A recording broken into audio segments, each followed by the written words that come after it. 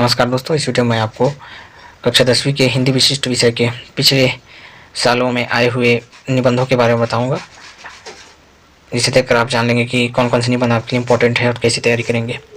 ठीक है, आइए देखते हैं। ये 2018 में आया हुआ निबंध, प्रश्न 16 में आया था निबंध। किसी एक विषय पर आपको 250 से 300 शब्दों में निबंध लिखना रहते हैं।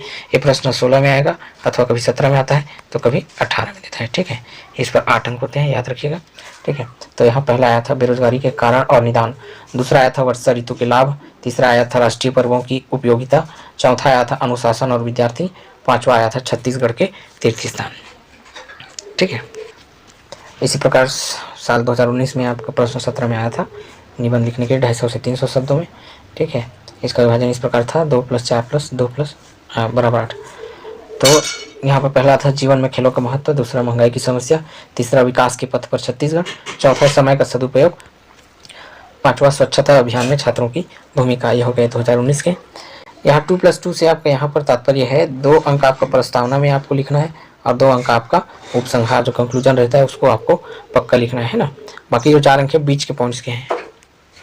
इसी प्रकार देखते हैं 2020 में प्रश्न 18 में आया था एक विषय पर आपको निबंध लिखने के लिए इस प्रकार वितरण था, है ना। तो पहला है छत्तीसगढ़ के 4 चिन्हारी नरवा गरुआ घुरुआ बारी। दूसरा आया था मोबाइल फ़ोन का लाभ और हानि, इस पर निबंध लिखने के लिए। तीसरा आया था युवाओं में बढ़ती हिंसा वृत्ति, चौथा आया था स्वच्छ भारत स्वस्थ भारत, पांचवा आया था योग का महत्व, छठवा आया था प्लास्टिक मुक्त भारत। ये हो गया 2020 का। इसी प्रकार 2022 में देखते हैं क्या प्रश्न आया था। प्रश्न 17 में आया था निबंध लिखने के लिए।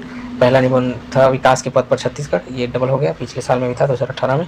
दूसरा पर हित सरिस धर्म नहीं भाई, तीसरा स्वच्छता अभियान में छात्रों की भूमिका, चौथा है कोविड-19 एक महामारी और पांचवा संचार क्रांति। ऐसे करके इसमें 5 विकल्प दिए हैं, किसी एक पर आपको निबंध लिखना है। निबंध लिखने के लिए आवश्यक बातें जो हैं मैं आपको बता देता हूँ। पहला है आपका प्रस्तावना। प्रस्तावना जो है आप 25 से 30 शब्दों में आप प्रस्तावना जरूर लिखें। प्रस्तावना का इंग्लिश में होता है इंट्रोडक्शन, माने परिचय, कि आप किस विषय में निबंध लिख रहे हैं उस पूरे विषय का आप परिचय देंगे। फिर दूसरे नंबर में आप 5 से 6 से संबंधित उस टॉपिक्स पे और बातें लिखनी है ना। हर एक में आप लिखेंगे 20 से 30 शब्द में 5 से 6 टॉपिक में, तो आपका कवर हो जाएगा। और इसी प्रकार तीसरा लास्ट है उपसंहार अर्थात कंक्लूजन, उसका अंतिम परिणाम, आप अपने निबंध में क्या समझाना चाहते थे उसे संक्षेप में आखिर में फिर से एक बार लिखना है, ये होता है उपसंहार। इस प्रकार इन 3 टॉपिक्स को आप ध्यान रखिए, इन्हीं के अनुसार निबंध को लिखिएगा। Thank you.